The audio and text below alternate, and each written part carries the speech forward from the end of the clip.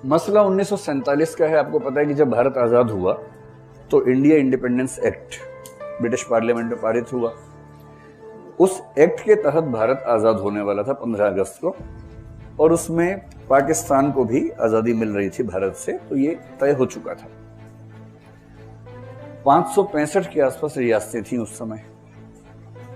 तो अंग्रेजों ने हो सकता है जानबूझ के किया हो सकता है उस समय उनको इससे अच्छा ऑप्शन ना लगा हो। मैं कोशिश करूंगा किसी भी ऐतिहासिक व्यक्ति पर झूठे आरोप लगाने से बचूं। मैं ये नहीं मानता हूं कि नेहरू जी बहुत धोखेबाज किस्म के आदमी थे, नेहरू जी ने देश से दगा किया, ऐसी बकवास मैं नहीं मानता हूं। नेहरू जी शानदार आदमी थे, और कोई भी शानदार आदमी जब इतने बड़े फैसले करेगा, तो जो आदमी आप सोच के देखिए 1947 से 64 17 साल पीएम रहा हो, 17 साल पीएम रहने वाला आदमी, वो भी जब देश बहुत कठिन दौर में था, उससे गलती तो होगी एक आध। मैं ये मानता हूं कि कश्मीर के मामले में नेहरू से थोड़ी सी गलती हुई है, पर वो गलती इंटेंशनल थी, मैं ऐसा नहीं मानता हूं। मैं ये मानने से बचूंगा कि वो साजिश कर रहे थे भारत के खिलाफ। मैं कल्पना करता हूं कि नेहरू की जगह महात्मा गांधी होते भारत के प्रधानमंत्री, मेरा दावा है कि वो भी ऐसा ही करते। टैगोर होते तो 2 कदम और आगे बढ़ के कुछ करके आते। हाँ, पटेल होते तो शायद थोड़ा सा कुछ अलग फैसला होता, थोड़ा सा, ऐसा नहीं कि जमीन आसमान का चेंज आ जाता, थोड़ा सा अलग फैसला होता, क्योंकि पटेल की अप्रोच अलग थी।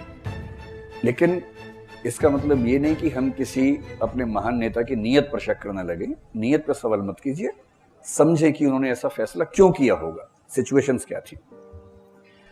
तो अंग्रेजों ने कहा रियासतों से कि आपके पास 3 ऑप्शंस हैं, या तो आप भारत का हिस्सा बन जाए, या पाकिस्तान का हिस्सा बन जाए, या इंडिपेंडेंट रहें। जो छोटी रियासतें थी उनकी तो इतनी हिम्मत थी ही नहीं, और ये अच्छा हुआ कि पटेल को ये काम दिया गया कि आप रियासत मंत्रालय के प्रमुख आप हों।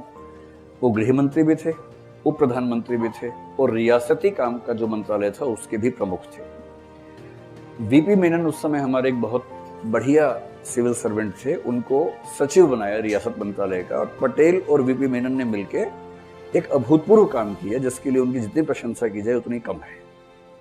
इटली का एकीकरण पढ़ा अपने इतिहास में, तो जो काम गैरिबाल्डी या मैजिनी वहां कर रहे थे, जो बिस्मार्क जर्मनी में कर रहा था, लगभग वही भूमिका पटेल की भारत में रही।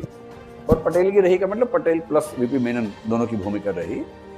और यदि पटेल वैसी भूमिका ना निभाते तो निश्चित रूप से आज हम बहुत सारे देश होते। मैं केवल मजाक में कहता हूं कि दिल्ली से पटना भी जाना होता तो हम 4 देश क्रॉस करके जाते, 4 जगह वीजा लेते, 4 जगह स्टैंप लगवाते, और हम कहते कि मैं अंतर्राष्ट्रीय यात्रा करके आया हूं। और इंटरनेशनल ट्रेन थी जो भारत दिल्ली देश से निकलकर गाजियाबाद देश में घुसी, गाजियाबाद देश के बाद फिर वो इटावा देश से गुजरते हुए कानपुर और इलाहाबाद देशों से गुजरते हुए पटना देश में पहुंची। हम ऐसी बात कर रहे होते। हम ऐसी बात नहीं कर रहे हैं तो इसका सारा श्रेय मुख्य रूप से एक व्यक्ति को जाता है, उसका नाम पटेल है, इसमें कोई संदेह की बात नहीं है। पटेल ने लगभग सारी रियासतों को मैनेज कर लिया। और वो मैनेज क्या करते थे? बात करते थे। वकील थे, बहुत सफल, बात करने का स्टाइल उनको आता था। एक हाथ में गाजर, एक में लाठी लेके निकलते थे। पहले गाजर खिलाते थे कि ले खा ले भाई, गाजर खा ले, नहीं खाए तो थोड़ा सा लाठी मारते थे ऐसे, और सब लोग समझ जाते थे। उनका एक ही कहना था कि देखो, तुम्हारी जनता ने, तुम्हारी रियासत की जनता ने स्वाधीनता आंदोलन में खूब बढ़ के हिस्सा लिया है। वो केवल अंग्रेजों से स्वाधीन नहीं होना चाह रहे, तुमसे भी होना चाह रहे हैं। तो या तो मान जाओ आराम से, नहीं तो विद्रोह करवाने में हमें 2 मिनट लगेंगे। जनता विद्रोह करेगी, आपके राजमहल के अंदर आएगी, फिर वो आपको साथ में उखाड़ के ले जाएगी। तो उससे बेहतर है कि आप चुपचाप मान जाएं और भारत का हिस्सा बन जाएं। पटेल ने यह भी समझाया कि जो 3 चीजें इंग्लैंड के पास थी, हम वही 3 चीजें आपसे मांग रहे हैं। हम कुछ और नहीं मांग रहे। हम डिफेंस मांग रहे हैं, विदेशी संबंध मांग रहे हैं, और संचार मांग रहे हैं। संचार का मतलब होता है जैसे नौसेना है, नौसैनिक परिवहन है, हवाई जहाज का परिवहन है, रेलगाड़ियां हैं, टेलीकम्युनिकेशन से, वो सब संचार में आता है। ये हिस्से हमें दे दो, बाकी तुम संभालो, क्या दिक्कत है। ये सब कहने की बात थी। ये सब कह के उनको मतलब फुसलाया गया। सब उनकी बात में आ गए। 1-2 ने कहा कि नहीं आएंगे बात में, भोपाल ने कहा बात में नहीं आएंगे, तो धमकाया तो वो भी कंट्रोल हो गया। त्रावणकोर ने कहा, कोचीन त्रावणकोर ने कहा, उसको भी धमकाया तो वो भी ठीक हो गया। मैं कहना चाह रहा हूं कि बहुत सारी धमकियों की वजह से भारत एक हुआ है। ऐसा नहीं कि सारा प्यार मोहब्बत से हो गया था। बहुत सारी धमकियां उस समय दी गई थी, और जैसे दाग अच्छे हैं वैसे धमकियां भी अच्छी हैं। अगर उससे एक देश का एक देश बनना संभव होता हो तो धमकियां ठीक हैं, ऐसा क्या है। 3 जगह मामला फंसा जो इतिहास में आप जानते हैं। एक फंसा जूनागढ़ में जो गुजरात के सौराष्ट्र का हिस्सा है, एक हैदराबाद में फंसा और एक फंसा जम्मू कश्मीर में। इसके अलावा एक बात और समझनी है कि जब अंग्रेज भारत से जा रहे थे तो क्या हो रहा था उस समय। भारत के हिस्से का एक बड़ा भाग कह सकते हैं कि अंग्रेजों के पास था और अंग्रेज उसको देके जा रहे थे, जिसको हम ब्रिटिश इंडिया कहते हैं, वो मिल रहा था हमें। भारत का ठीक ठाक हिस्सा 40% के आसपास रियासतों का हिस्सा था।